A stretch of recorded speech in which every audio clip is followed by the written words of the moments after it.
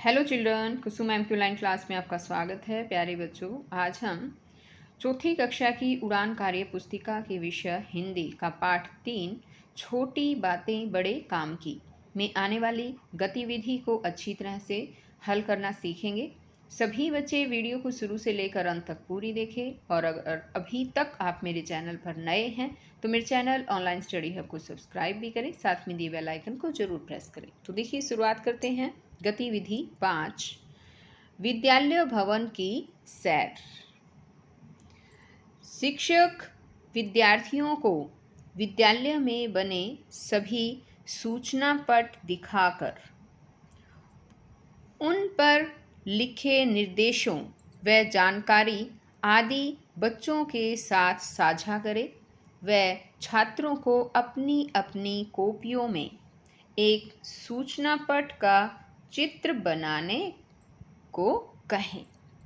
तो यहाँ पर बच्चों कहा गया है कि आपको सूचना पट दिखाना है। तो एक बार देखिए, मैं आपको सूचना पट दिखाती हूँ।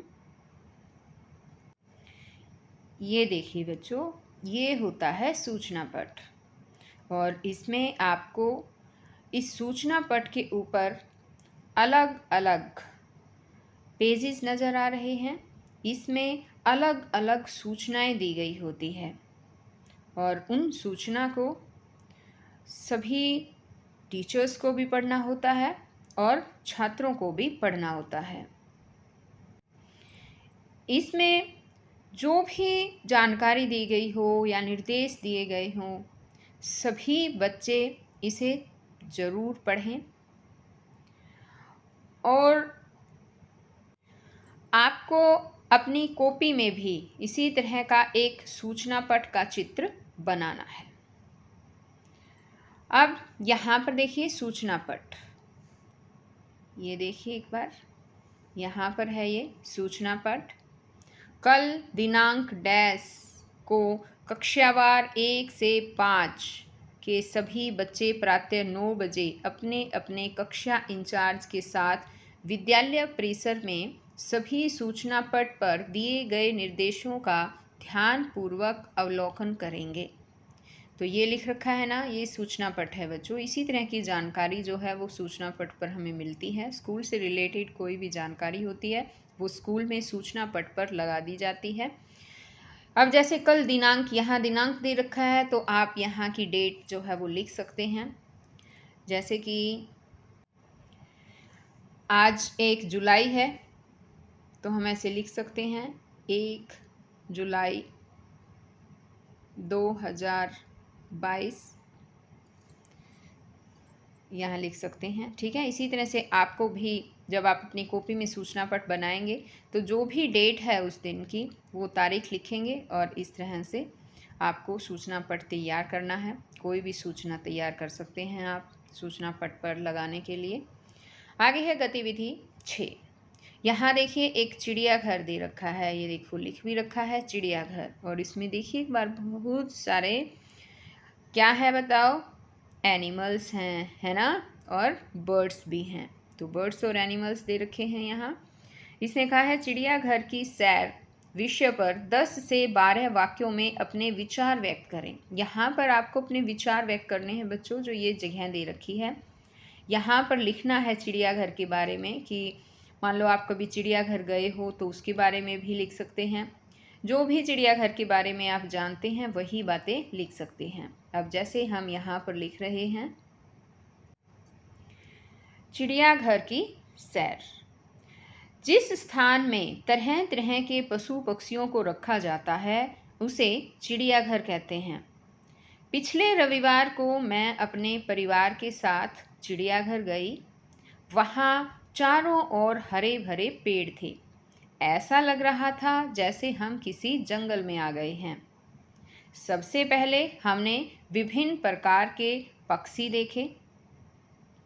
थोड़ी दूरी पर एक विशाल तालाब था। उसके एक भाग में बतखें और बगुले थे, दूसरे भाग में मगरमच्छ और दरियाई घोड़े थे। फिर शुरू हुए बड़े बड़े पिंजरे जिनमें थे भालू, चिंपैंजी, शेर और चीते। पिंजरों के दूसरी तरफ बड़ा सा जंगल था। वहाँ कुछ शेर पेड़ की छाया में सो रहे थे। जब हम पहुँचे तो पिंजरे वाला शेर जोर से दहाड़ा। मैं तो डर के मारे कांप गई। पिताजी ने हमें उन सब के स्वभाव और आदतों के बारे में बताया। शाम हो चली थी, पशु पक्षियों के सोने का समय हो गया था। हम भी अपने घर लौट आए। तो ये थी बच्चों चिड़ियाघर की सैर। आप सभी बच्चों को ये जो चिड़ियाघर की सैर के विषय में 10-12 वाक्य मैंने यहाँ पर लिखे हैं, वो आपको अपनी कॉपी में भी लिखनी है। और ज़रूरी नहीं है कि आप ये एज इट इज़ ही लिखेंगे, आप अपने अकॉर्डिंग इसे चेंज भी कर सकते हैं। आप अगर कभी गए हैं तो आपका अनुभव भी आप इसमें लिख सकते हैं। अब आगे देखिए, आगे है गतिविधि 7। अपनी पसंद के चित्र चिपकाकर शुद्धता के से 4-4 वाक्य लिखें। तो यहाँ पर बच्चों जो जगह दे रखी है, आपको अपनी पसंद के चित्र चिपकाने हैं और उनके बारे में यहाँ पर जो जगह दे रखी है ना, वहाँ पर 4-4 वाक्य उसके बारे में लिखना है। जैसे कि उदाहरण दे रही हूँ, जैसे आपके पास मछली का चित्र है या आप अपनी कॉपी में मछली का कोई चित्र बना भी सकते हैं। यहाँ पर देखिए एक बार, जैसे मछली का चित्र बना दिया है, आप इसके बारे में लिख सकते हैं कि मछली का जो है जल ही जीवन होता है। मछली हमेशा जल में ही रहती है। अगर हम उसे बाहर निकालते हैं तो वो मर भी सकती है। हमें मछली को कभी भी पानी से बाहर नहीं निकालना चाहिए। इस तरह से आप अपनी मर्जी से कुछ भी जो है वो बच्चों लिख सकते हैं, जो भी आपकी मनपसंद। जैसे यहाँ पर मान लो आपने फुटबॉल है या बैट बॉल है, आपको जो पसंद है उसका चित्र बना सकते हैं और उसके बारे में 4 वाक्य यहाँ पर आपको लिखने हैं। अब आगे है गतिविधि 8। समान अर्थ वाले शब्दों से पूरा वाक्य लिखें। समान अर्थ वाले शब्दों से हमें वाक्य को पूरा करना है। तो देखिए, जैसे एक यहाँ पर करके दिखाया गया है, हमें हमेशा एक दूसरे की मदद करनी चाहिए। तो देखो यहाँ पर क्या लिख रखा है, हमें सदा एक दूसरे की सहायता करनी चाहिए। यानी कि ये क्या है, समझ में आए बच्चों? हमें हमेशा, हमेशा का जो है समान अर्थ यहाँ पर सदा कहा गया है। दूसरे की मदद, मदद का मतलब सहायता भी होता है, तो यहाँ सहायता लिखा गया है।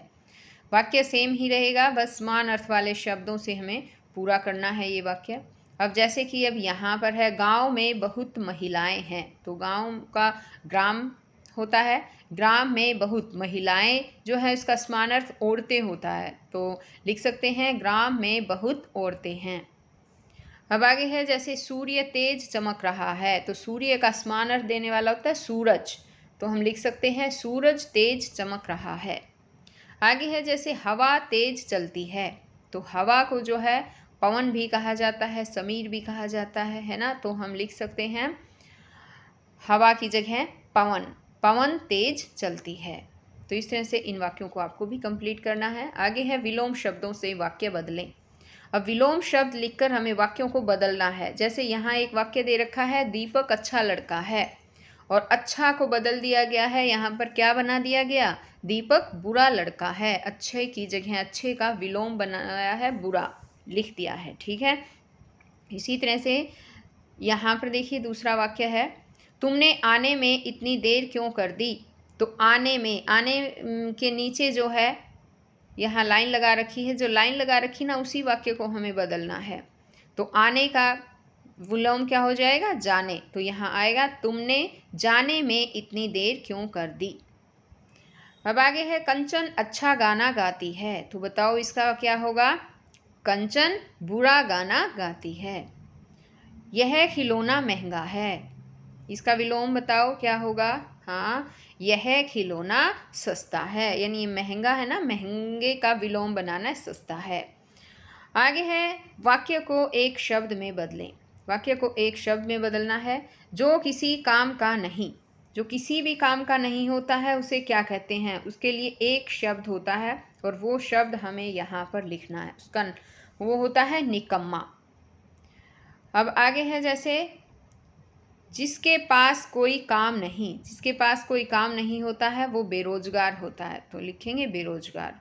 हमेशा पढ़ते रहने वाला पढ़ाकू, उसको पढ़ाकू बोलते हैं। साहस से भरी हुई, साहस से भरी हुई होता है साहसी, यहाँ साहसी आ जाएगा। अब आगे है नए शब्द बनाएं। बल प्लस वान, बल जमा वान मिलके बन गया बलवान। तो आगे जो है यहाँ पर हमें कुछ शब्द लिखना है और उसको वान जोड़ के नया शब्द बनाना है। तो बताइए किस तरह से बनाएंगे। जैसे धन प्लस वान धनवान, गुण प्लस वान गुणवान, पहल प्लस वान पहलवान, या भाग्य प्लस वान भाग्यवान, है ना, इस तरह से लिख देंगे। आगे है गतिविधि 9। दिए गए गद्यांश को ध्यान पूर्वक पढ़कर पूछे गए प्रश्नों के उत्तर दीजिए। तो इस गद्यांश को ध्यान से पढ़ना है बच्चों। देखो, पढ़कर देखो क्या लिखा है। एक गांव में आग लग गई।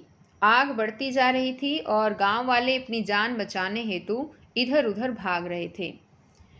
एक चिड़िया ने यह दृश्य देखा और अपनी चोंच में पानी भर आग बुझाने का प्रयास करने लगी।